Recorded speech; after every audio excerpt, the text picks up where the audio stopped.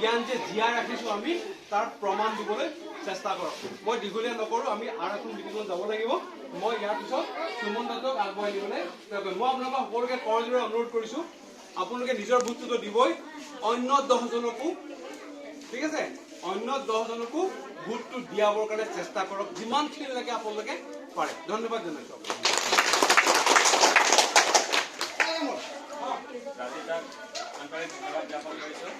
ইয়াৰ পিছত আমাৰ মাজত পথে আছে আউনি পাৰ্টীৰ ক্ষেত্ৰীয় সাংগঠনিক সম্পাদক লখিমপুৰ, ধেমাজি, শোণিতপুৰ, বিশ্বনাথ, মাজুলী জিলাৰ অৰ্থাৎ সাংগঠনিক সম্পাদক 5খন জিলাৰ নৱজ্যোতি চেতিয়া ডাঙৰীয়া, তেখেতৰ বক্তব্য ৰাখিবলৈ মই অনুৰোধ জনাইছোঁ। নমস্কাৰ দেই সকলোকে। মই আজি অতি আপোনালোকৰ ঘৰত দুদিন আহিছোঁ। সকলোকে দেখি ভাল লাগিছে, আপোনালোকে আগবাঢ়ি আহিছে। আপোনালোকৰ যিটো ৱাৰ্ডত যিটো সমস্যা হৈছে সেই সমস্যাখিনি সমাধানৰ কাৰণে এজন উপযুক্ত প্ৰাৰ্থীক আগবঢ়াই দিবৰ কাৰণে আপোনালোক আগবাঢ়ি আহিছে। জ্যোতি শইকীয়াক আপোনালোকে যোগ্য বুলি ভাবিছে। তাৰ বাবে মই আপোনালোকৰ যি আশাৰে আপোনালোক আগবাঢ়ি আহিছে সেই আশাক মই শুভেচ্ছা জনাইছোঁ আৰু আপোনালোকে সেই আশাত সফল হওক। আগন্তুক যি নিৰ্বাচন আহি আছে, পৌৰসভাৰ নিৰ্বাচন আহি আছে, এই নিৰ্বাচনত জ্যোতি শইকীয়াক আপোনালোকে ভোট দি জয়যুক্ত কৰিব। বিশেষকৈ মই ক'ব নাযাওঁ, দুটামান কথাই ক'ব বিচাৰিছোঁ যে আমাৰ মৌলিক সমস্যাবিলাক কি। আমাৰ মৌলিক সমস্যাবিলাক হৈছে আমাৰ বিশেষকৈ বৰ্তমান এটা ৱাৰ্ডত চাবলৈ গ'লে এতিয়া প্ৰথমতে আহিব আমাৰ ৰাস্তা পদূলিৰ সমস্যা।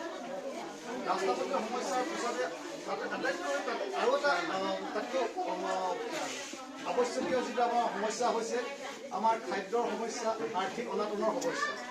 সকলোৱে আমি আৰ্থিক অনাটনৰ সমস্যা ভুগি থকা ৰাইজ নহয় জানো? আমাৰ সকলোৱে এটা নিজস্ব এটা ইনকম চ'ৰ্চ লাগে, আমাৰ উপাৰ্জনৰ পথ লাগে। কিন্তু আমাৰ এই বৰ্তমান যিখন চৰকাৰ, বৰ্তমান কেন্দ্ৰতে হওক বা ৰাজ্যতে হওক, যি চৰকাৰ আছে সেই চৰকাৰখনে কিন্তু আমাৰ এইবিলাক সমস্যাৰ ওপৰত মাত নামাতে। তেওঁলোকে মাত মাতে কিহত? তেওঁলোকে মাত মাতে হিন্দু, তেওঁলোকে মাত মাতে মুছলিম। তেওঁলোকৰ কামটোৱে হৈছে অকল হিন্দু মুছলিমক বিভাজন কৰি ৰাখি সমাজখন লৈ যোৱা। আমাৰ যিবিলাক মৌলিক সমস্যা সেই সমাধানৰ ক্ষেত্ৰত তেওঁলোকে আগবাঢ়ি কেতিয়াও নহয়। যে এইজন মানুহৰ প্ৰয়োজন হৈছে, এইটো বিষয়ে তেওঁ সমস্যা হৈছে। এইজন মানুহৰ আজি টকা পইচাৰ অভাৱ হৈছে, তেওঁ টকা পইচাৰ নোহোৱাৰ কাৰণে আজি তেওঁ দেউলীয়া হৈ গৈছে। সেই মানুহজনক কেনেকৈ আমি উত্থান কৰি লৈ যাব পাৰোঁ, সমস্যা সমাধানৰ বাট উলিয়াই দিব পাৰোঁ।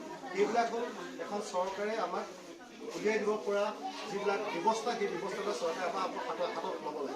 কিন্তু নলৈ আমাক বেলেগ ধৰণে লৈ গৈছে। আৰু আমি সকলোবিলাক এইটো যিটো বিষয় স্পৰ্শকাতৰ বিষয়, এতিয়া ধৰ্মীয় বিষয়টো অহাৰ লগে সকলোৱে স্পৰ্শ। মই হিন্দু হিচাপে মোৰ এটা স্পৰ্শকাতৰ বিষয়, আপুনি মুছলিম হিচাপে বা ইছলাম হিচাপে সকলোৱে এটা নিজৰ নিজৰ স্পৰ্শকাতৰ বিষয়। আৰু তেওঁলোকে সেইটোৰ ওপৰতে ৰাজনীতি কৰি আছে আৰু আমাৰ মানুহবিলাকক সেই তাৰ সুবিধা লৈ পেলাই তেওঁলোক আগবাঢ়ি গৈ আছে।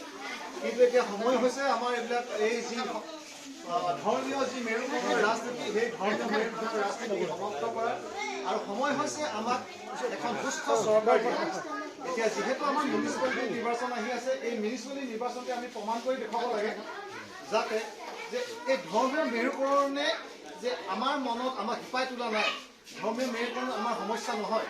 আমাৰ সমস্যা, আমাৰ মৌলিক সমস্যা হৈছে আমাৰ খাদ্যৰ সমস্যা, আমাৰ আৰ্থিক সমস্যা, আমাৰ ৰাস্তা পদূলিৰ সমস্যা, আমাৰ স্কুল কলেজৰ সমস্যা, আমাৰ স্বাস্থ্যৰ সমস্যা।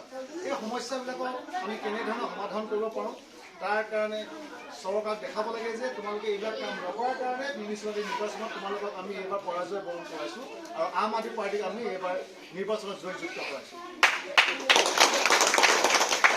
সেয়ে মই আজি এই সভাৰ পৰা আমি সকলো এই ৱাৰ্ড 14D যিসকল নাগৰিক আছে সকলোকে মই অনুৰোধ জনাইছোঁ, আপোনালোকে আপোনাৰ ৱাৰ্ডটোৰ কাৰণে চিন্তা কৰি আৰু এই ধৰ্মীয় কথা চিন্তা নাৰাখি আম আদমি পাৰ্টীয়ে এনেকুৱা এটা দল যি নেকি ধৰ্মৰ ভিত্তিত গঢ় লোৱা দল নহয়।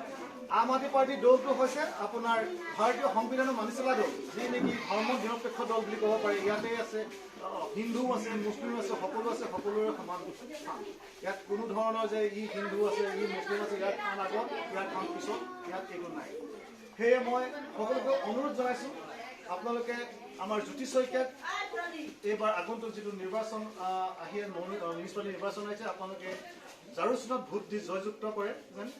আৰু সজোৰে মই আপোনালোকক ইয়াত বেছি দীঘলীয়া নকৰি মই জ্যোতি শইকীয়া হ'ব মই এটা ধ্বনি দিব বিচাৰিছোঁ। জ্যোতি শইকীয়া, জ্যোতি শইকীয়া, আম আদমি পাৰ্টি। আৰু বিশেষ নকওঁ, মই ইমানকে কৈ সামৰণি মাৰিছোঁ কাৰণ আমাৰ আৰু এখন মিটিং আছে। 14 চি। গতিকে ইমানকৈ মই সমাপ্ত কৰিছোঁ। আৰু জ্যোতি শইকীয়া যিহেতু আমাৰ মাজত আছে, তেওঁলোকৰ যাত্ৰা আমি শুনিম। মই ইমানকৈ আমাৰ পৰৱৰ্তী কাৰ্যসূচী লৈ যাবৰ কাৰণে আমাৰ